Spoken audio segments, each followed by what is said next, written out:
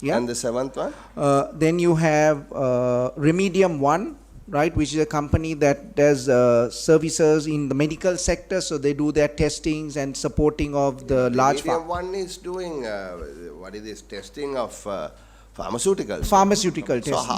why would they want to set up in Port City? Because But they I are- thought that was, from what I understand, when when you manufacture pharmaceuticals, they want to check whether it is equally priced to, or the efficacy and all of that to the people in this part of the world, right? Isn't That's it like where a they've started. testing out pharmaceutical drugs. Yes, that is where they started from, right? And now they're expanding to doing more work in the broader. So how would a company like that operate from Port City? So the regional work, so that is one part of their business model, right? Running and testing out to see whether a tablet or an injection or a viral drug works, right? And how it works. But then they do also a lot of advisory work, and they're looking at expanding their business model. And So this is not the work they do in Sri Lanka? not at all. Not at all. So this is So these are the 7 companies. there are few more, right? Not 7. I think I said there are about 11. Yeah. You said 7. Okay, right. Sorry. Apollo. 8. Then there is insurance companies. Amana Takaful is looking at setting up a business in the port city to provide insurance policies and services to regional clients. Okay. You've got banks. So commercial bank we've got here who's coming into looking at doing offshore banking under as per the allowances of the Act. You've got Hatton National Bank. You've got again another tech company called 99X. Yeah. And so that's pretty much the list. So now let us take, I want to ask, take it to the finance ministry, this one. Now say, suppose a software company is exporting services from Sri Lanka to some ex-country, and then on that revenue, on the profits, you tax 30%, correct? Under the new tax act? Yes, right? So every software company will have to pay the 30% tax now. If it is exported, then no tax at all. No tax at all. Digital, no tax at all. Only services provided domestically Yes. will be taxed. Yeah. So now, other exports are taxed. No, all export of services, whether it is IT or any other services, are zero exempted. Yeah. So is there a sunset clause for that, or is that No, it's open-ended. Open-ended. Currently, yes. so? Then I just want to ask you the next obvious question. Why would you want to set up in the Port City Economic Commission as opposed to setting it up wherever, continuing wherever they are? What benefit do they get? Are there other benefits? Yeah. Like for instance, now an employee of that company will have to pay tax Yes. if they are working onshore. Yes. But the same job that person is doing at Port City, there is no pay tax. They no pay tax. So then, as a tax advisor to the government, Mrs. Pereira, would you be so kind to explain to us why other people would not do the same thing as this company has already done? Because now, according to a transition provision which we are going to come to, you say you can operate out of the physical geography, location, right? Yep. So, let's say I'm a company, I'm operating at the World Trade Center, and I have to pay taxes, I have to pay tax. Then I say, no, I'm going to operate under the Port City regulations while being at the same place. I'm in the World Trade Center building, physically same place, right? I use the same water, same resources, same, everything that the CMC gives me, but I don't pay any tax. But I'm at the same place. All what I have done is sent an application to the Port City, and they have approved me as an authorized person. So have you looked at the tax expense in doing this? What Yeah. is the benefit to the country? Is it is it positive or is it negative? And if it is positive, tell us how. If it is negative, how do you plan to recoup the tax loss by getting people to stay at the same place, do the same thing and not pay taxes? Actually, currently we don't have any kind of incentives like that, but for everyone this exemption is applicable from 2020 onwards.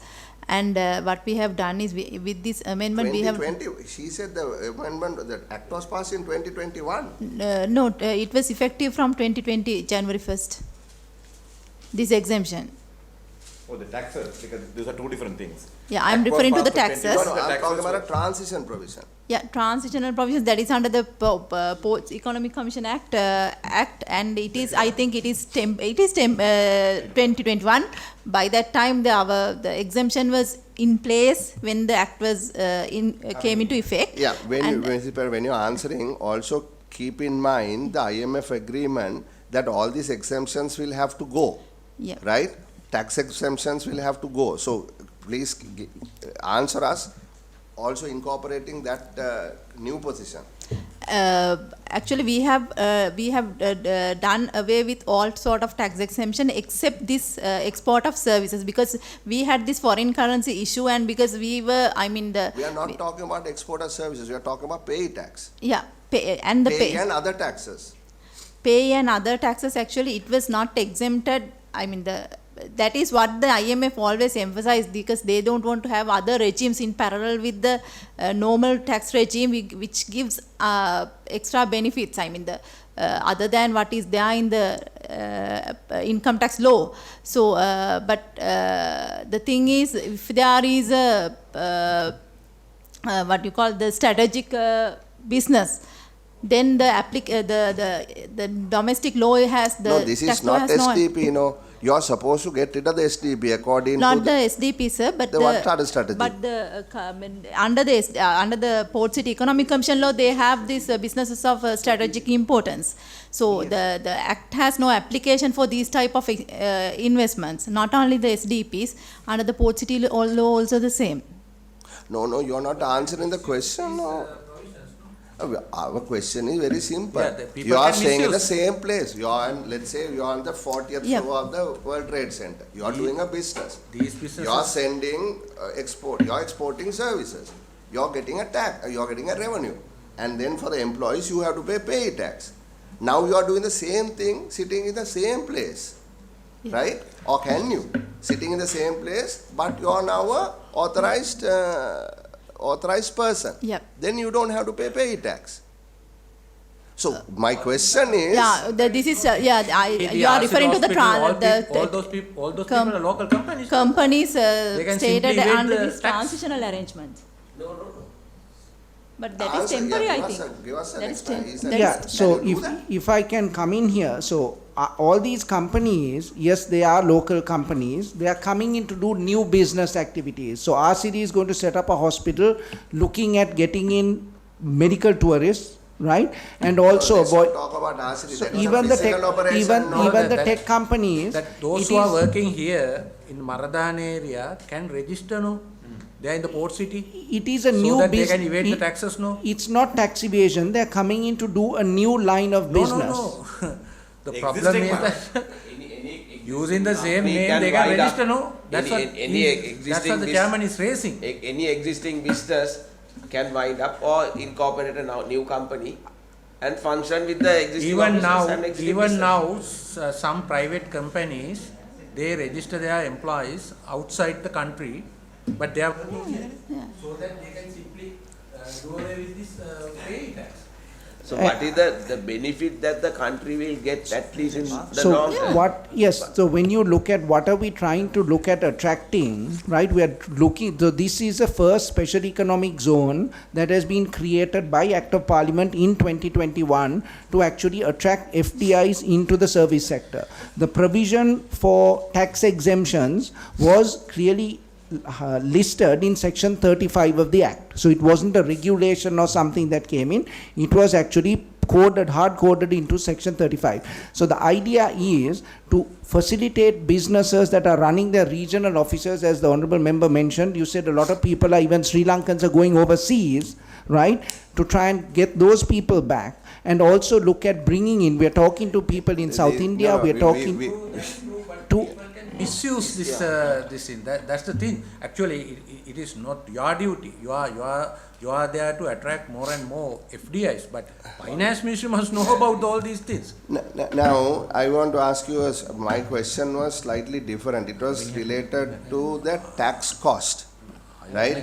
Because we remember once a software company came to our committee and they wanted, your investment board wanted 17-year tax holiday. We asked a simple question, what is a tax expense? Now the IMF governance, We are not. into the benefit. Now the governance report of the IMF has specifically referred to that and said no longer can you do that. So I am asking you, Mrs. Pereira, as a tax advisor to the Ministry of Finance, have you calculated the tax expense of letting companies who are now physically located in Colombo 2 or 1 or 3 moving to this Converting place, themselves. and then because you are trying to collect pay tax from everyone.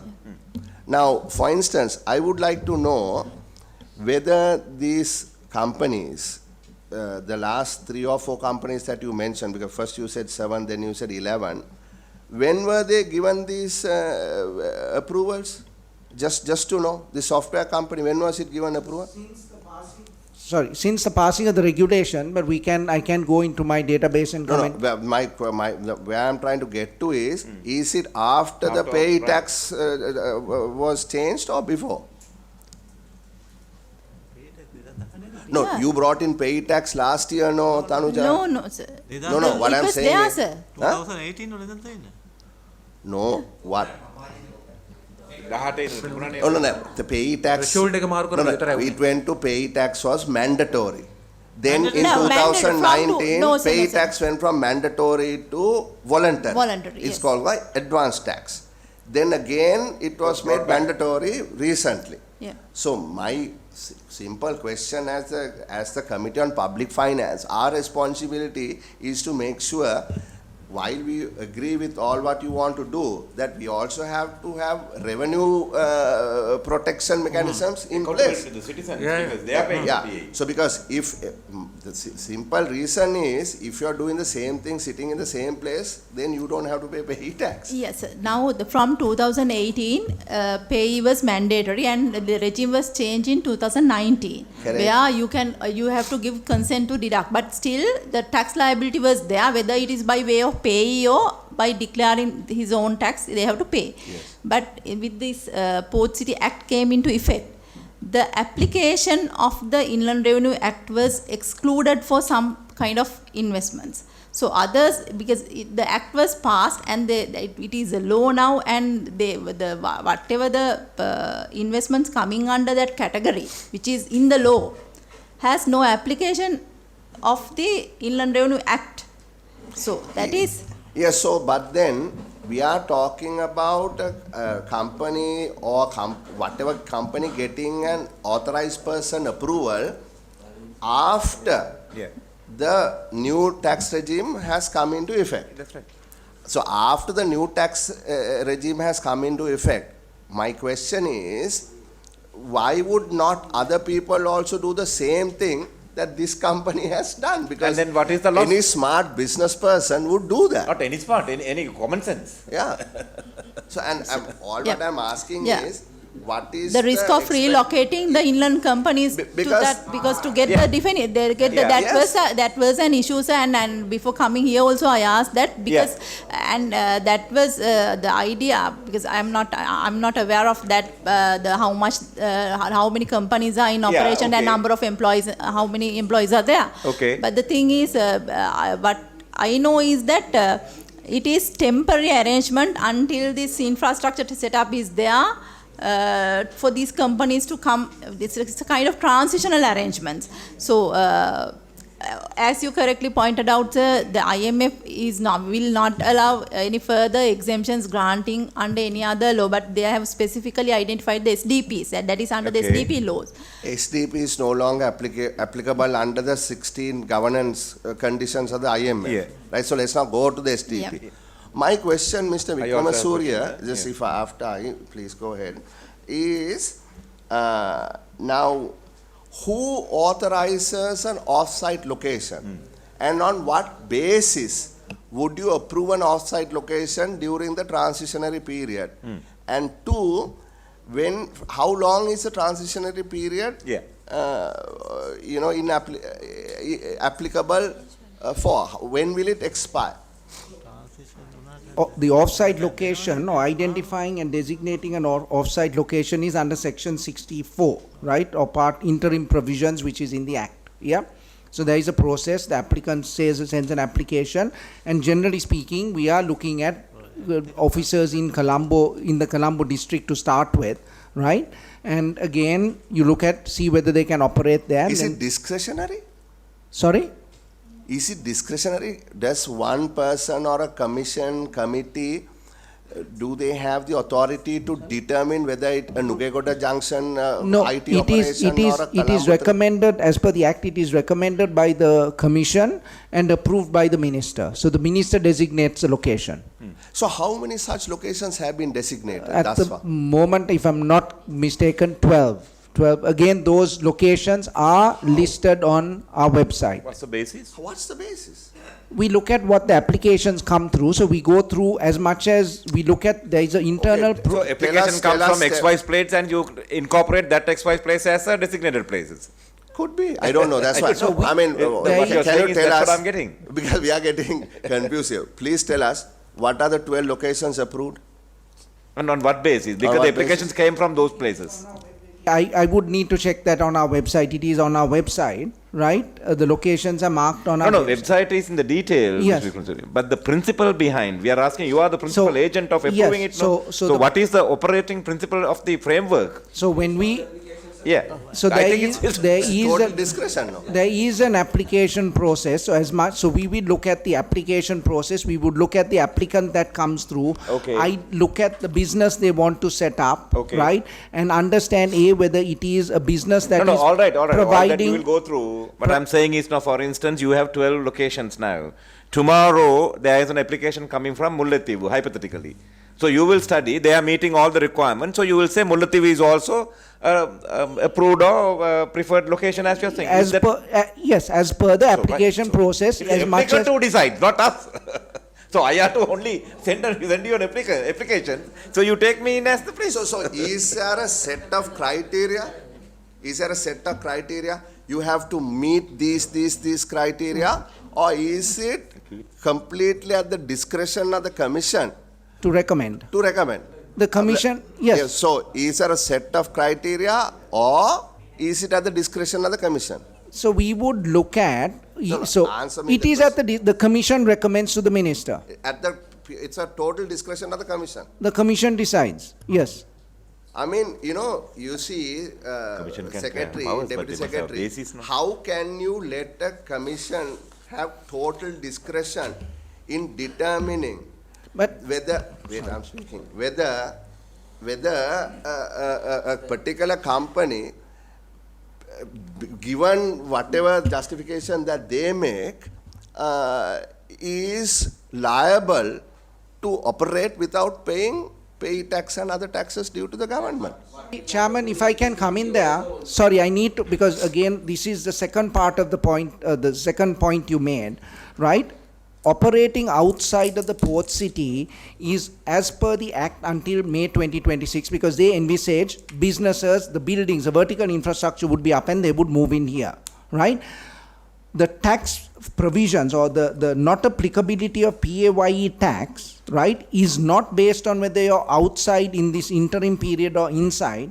Any authorized person that is, and this is the most important part, right, paying their employees in in foreign currency or any currency other than Sri Lankan rupees is exempt from PAYE. So this being outside of the port city is only because the vertical construction is not happened. And the reason, if I may comment one more, the reason that provision was put up, right, we could have said, okay, no businesses can start operating until the buildings are up here, right? What does that mean? developers, right, which are considered now primary developers as per the last regulation that came out, are at a significant risk, right, because they are going to be expected to put in up $50-100 million and put up vertical construction, expecting to see after they build for businesses to be licensed. So this provision, to the best of my understanding, was done to actually showcase to the primary developers that there is a pipeline of potential businesses that are going to move in there. Let me tell you, we were involved in this long before you joined this. Yes, No, that was not the intention. The intention was to actually have certain criteria and say, look, this particular building will be a transition building. That if you set it up at, I don't know, just for the sake of, building X, right? You go to building X, and then if you start operating there, then those operators can come here. But it was never expected to be at the total discretion of the commission to determine, a company that is in Nugegoda Junction or Mullatiu Junction or somewhere else to operate, the way it seems to be operating now. Right. So, from your point of view, I have no issues. You are trying to market your product. But my real question is to the Secretary to the Treasury, Deputy Secretary to the Treasury, as to we are fine with that. But what is the cost benefit of this? How are you going to recoup the losses? So that's a fair question, not to you, Mr. Vikramasuriya, but to the Treasury. Yes. To just follow up, Tanuja, now we are encouraging export. Just a minute, right? If you do, one moment, please. I had to also go. Yeah, I also don't want to go too long. But is there an answer to this question, or is this not a relevant question? Okay, you can answer top of this also, so that everybody is. Now we are encouraging export. We have said services exempted from payee and other things. So basic idea is principally those who are operating inland, outside of Port Authority, to move in there and operate. Is that the principal idea? And actually, sir, this is not an idea came from the tax side, because this is solely on the angle that to promote the investment in Port City, this act came into effect. This act was approved long ago, so we can't. If either we have to remove. To specifically mention this as has no applicability in the exemptions for the Port City investment. We have to specifically specify that in the law. Exactly. So without doing that amendment, we can't do, because even whether we like it or not, it was there because it was approved. Because there is a inbuilt contradictory in that, right? Sir. Okay. That's exactly what I want. Yeah. So I don't think we can resolve this. But it is for DST your, consideration, tax advisors' consideration. While, we are not trying to discourage anything. These are competing interests, Mr. Vikramasuriya. Any right-thinking person would try to see whether they can get a benefit, no? Yeah. So if there is no criteria established, then and the discretion is with the commission, they can change, depending on the relationship the person has with the A, B or C. I think Chairman's point was very, very valid. If you are encouraging, that's all right. Let's say we have a long-term benefit, then we must have an idea what is the year-to-year loss that we are envisaging to make, and then how are we going to recover that? Yeah. That's because we are asking the citizen to pay tax after tax. You all know that, okay? And then we are talking about encouraging investment and then, facilitating them tax. So when we go to the field, we must be able to have a rational layman's explanation why we are doing. Yeah, there is one last question on this and we'll move to the next point. Are you going to answer? Sorry, so may I comment? So we are looking at it from a loss. So the other key difference here is we are not looking at a loss, right? If you want to do a business in the Port City, yes, I mentioned names of companies that have already presence in Sri Lanka. But what I also clearly stated is they are looking at doing new business activities, right? Business activities that they most likely would go and do out of Dubai or Singapore or wherever, or America for that matter, right? To do that business activity, you have to actually bring in new dollars, because the act is again very clear. Section 27 paragraph 4 I do states, agree with you. I do no, they really have agree to with bring at in, our level. Hang on a bit. At our level, we can say this. Another 5 years' time, the investment is coming. Our hard currency will be there. Our reserves will go up. Therefore, we don't have to have taxes on the all these goods and services. And we will hopefully, like in in Alberta, like some other places, we want to have a state where we don't tax our citizens. Okay, but that's a hypothetical thing. No? But I'm saying, when we say this to them, they say, okay, when? Is it 2048? Is it 2038? Those are things that we have people had to answer. Yeah, You see, you are saying, well and good, we are doing all these things, tighten the belt, you pay the tax, we are giving international companies tax holiday. Because one day we see there is an investment coming, therefore the whole country, the state as an economic state will improve. But then that has to be materialized, no? When? Yeah, I mean, I think this, we can argue till the cows come home. Yeah, but Honorable Chair, just one more question. Now, okay, till whatever date in 2027, this facility will be extended to promote investment into the zone, is it? You are given a deadline. Yeah, transitionary provision. Transitional.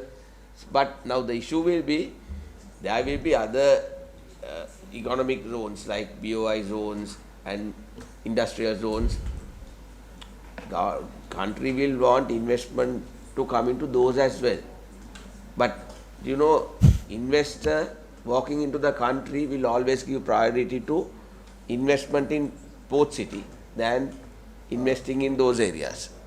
So for a period of whatever number of years that you may decide, the entire I mean, there is a fundamental issue, no, DST, and we are operating under two regimes. Right? One regime you have to pay tax, other regime you don't have to pay tax. So my sort of layman question is, if I have a software company, right, I have to pay taxes, various taxes, and I have a new contract coming up, Mr. Vikramasuriya, right? Let's say I am getting a new contract from some other country. Why would I take that new contract into my company that is located in Colombo 3 or 4, as opposed to registering myself in Colombo Port City and operate it out of that when I don't have to pay any taxes? So therefore, where are you expecting the growth in service exports in terms of taxes collected through not income tax, but on other taxes that the government is collecting? So I know you don't have an answer to that, do you? You don't have an answer to that. So we are moving into a very conflicting situation, which I think you gentlemen and you ladies will have to sit and figure out, because at the end of the day, we are looking at Sri Lanka. Because as far as I know, Port City is a part of Sri Lanka. Right? Port City is a part of Sri Lanka. So in all, we have to maximize the benefits for Sri Lanka. Right? And when one set of employees are being taxed at a fairly high rate and others are not, there is going to be conflicts that are going to arise. There are going to be labor issues that will arise. Right? I mean, all those things will have to be considered when you, and you all will have to have some answers to these tough questions.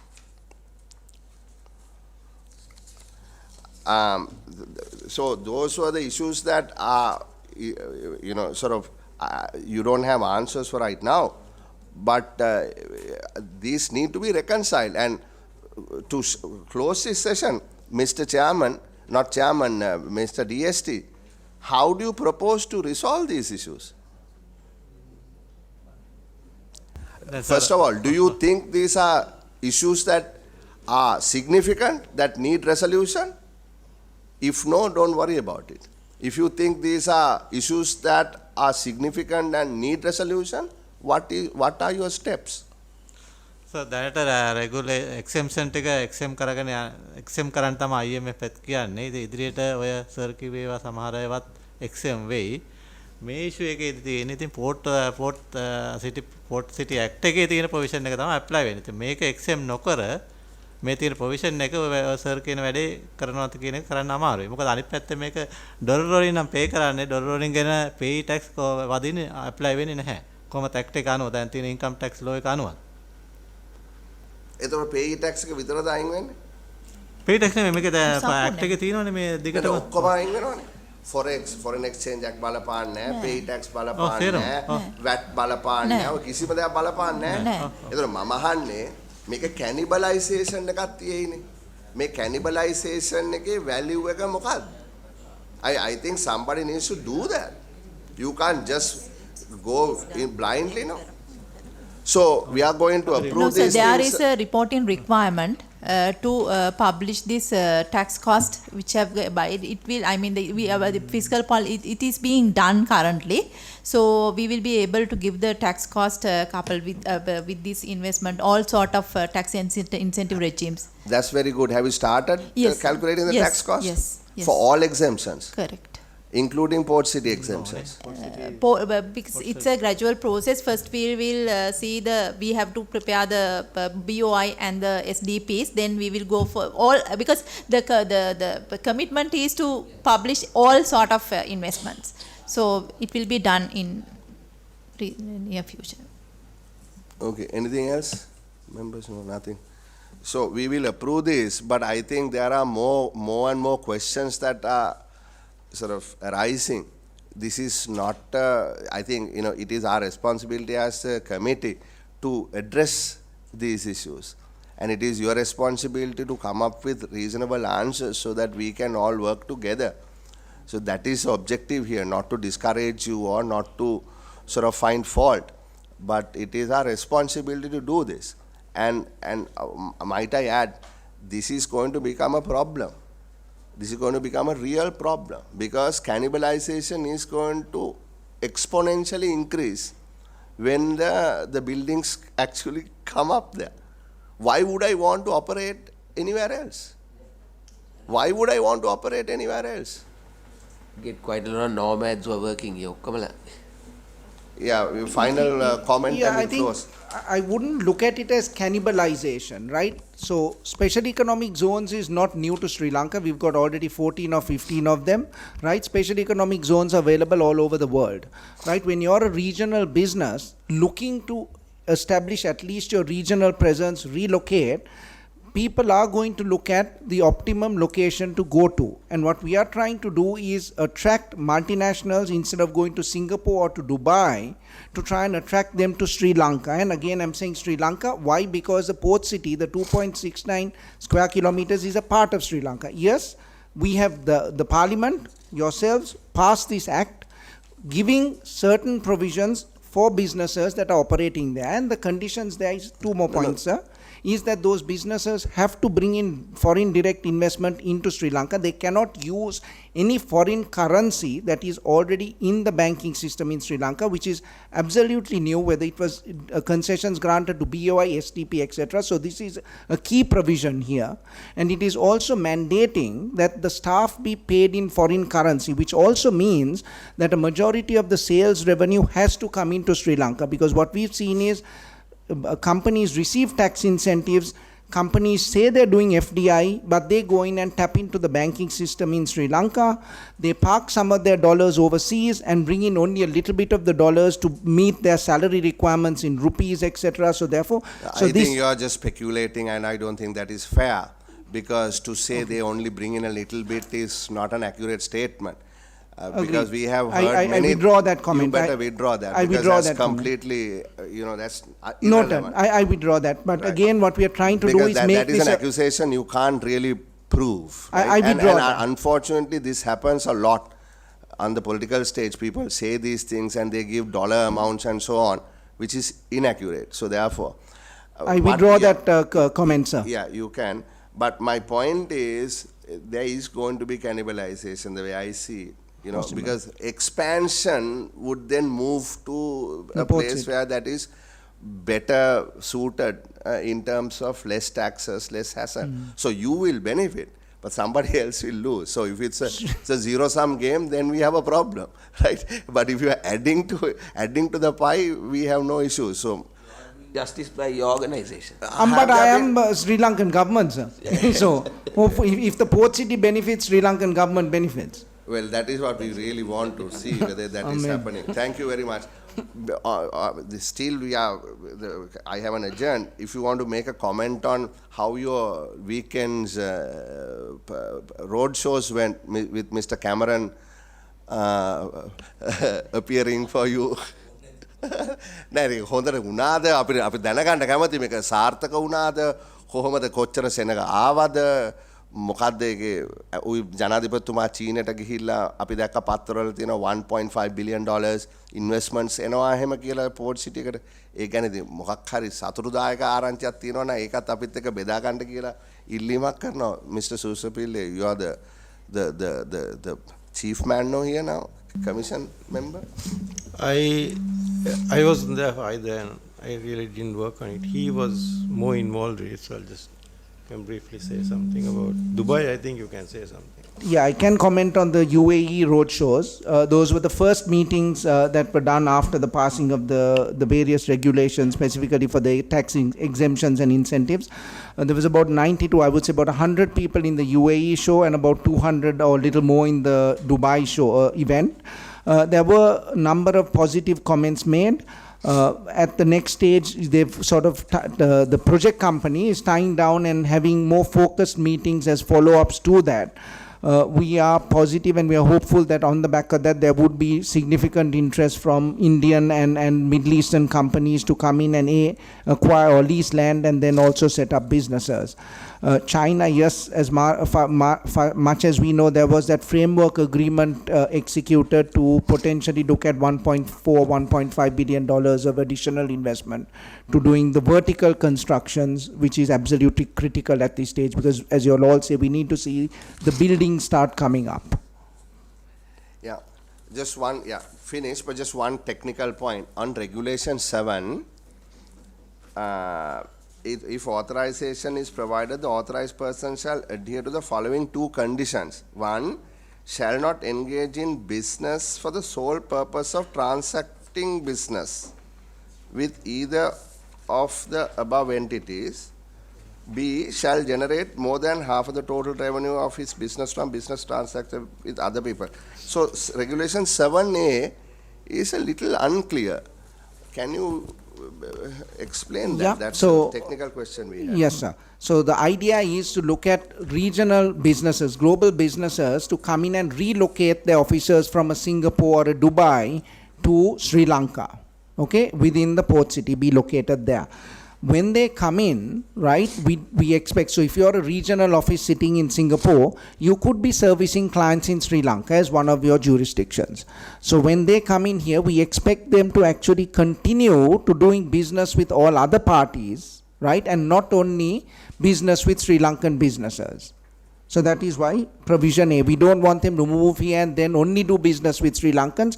And the reason for that is then we would see all the revenue that they generate from the branch within the port city come into the Sri Lankan banking system and thereby significantly increase the foreign currency liquidity.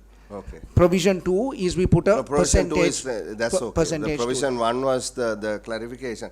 And one small one, Regulation 14, citizens or residents of Sri Lanka can utilize retail facilities or services by an authorized person by making payments in Sri Lanka rupees.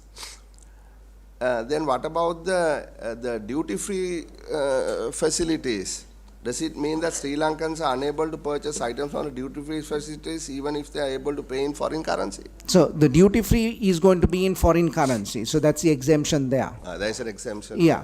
And that's no different to the duty-free currently operating in the BIA. You pay in dollars. So when people, now with the new regulations, people will come and buy duty-free items from the Fort outlet rather than the Katunayaka outlet. It would be another outlet, so they can decide on whether they buy in the Katunayaka outlet or the port But city. I would assume that the Colombo Fort outlet will have lot more stuff. Yeah, yes, the product list would be different Are to they the what. same people who operate it? the people at Katunayaka, there are some 2 companies now operating in Katunayaka. Yes, that's correct. Are those the same people who will operate They here? didn't show interest in operating one within the port city, and the operators are internationally large operators.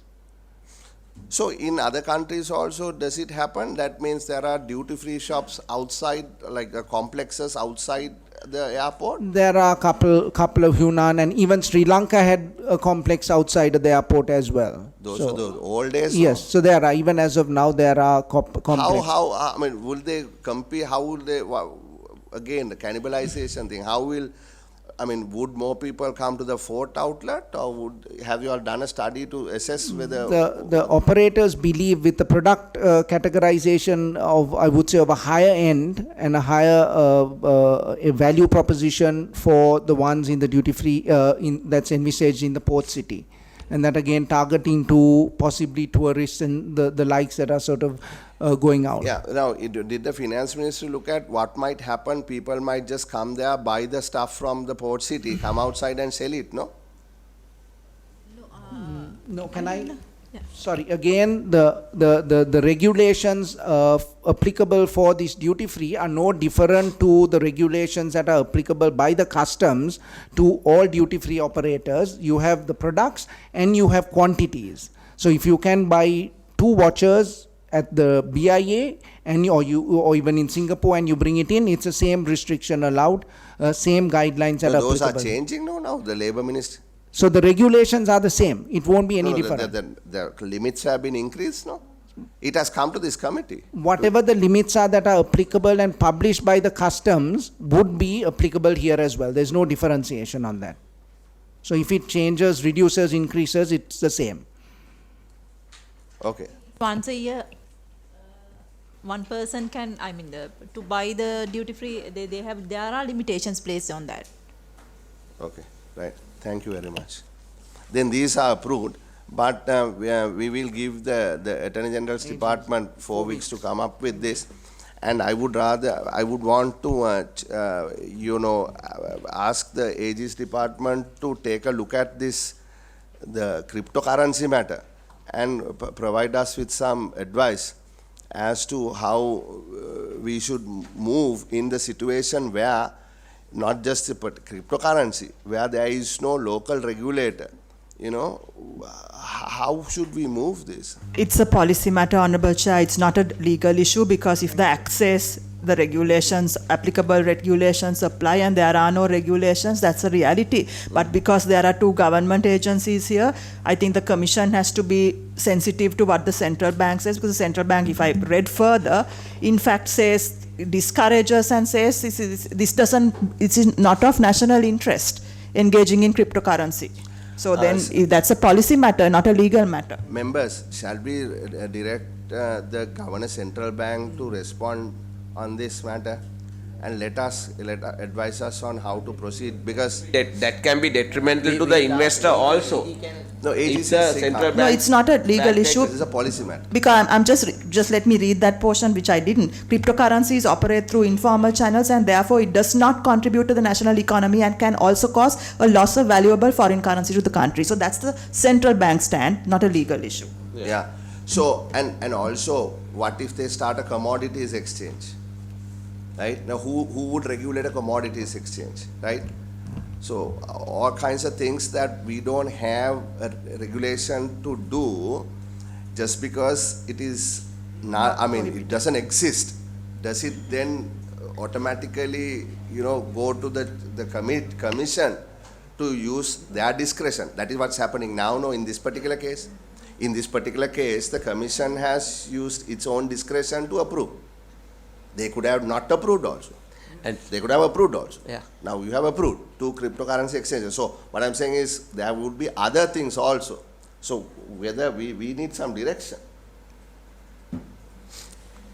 Yeah, that's all. Sorry, if I can add, the Commission does approve things looking at the national interest, and when everything is approved. So even when the cryptocurrencies were approved, they did show they have a forecast given in possible foreign exchange flows into the country. The central I am banks not willing to accept sorry, that that's- because I think the central bank has a much more deeper understanding of these matters rather than commission members. And if the central bank issues a regulation or notice to the public that it may actually cause a negative impact, then I am going to actually go with the central bank's opinion rather than your opinion, Mr. Vikramasuriya. Nothing personally against you, but these are technical experts who are working on that matter for a living. So let us request the governor to let us know, advise us as to how this committee should proceed when regulations come to us to be approved. Given, if these companies are operating in otherwise regulated environments in other countries, but not regulated here. I mean, the classic case is the casinos. This committee took a very, very hard stand that we are not going to approve licenses unless a regulator is established. So this committee has taken that stand and the government has agreed with this committee's position on that. So we are dismissed. Thank you very much. We wish you all the best.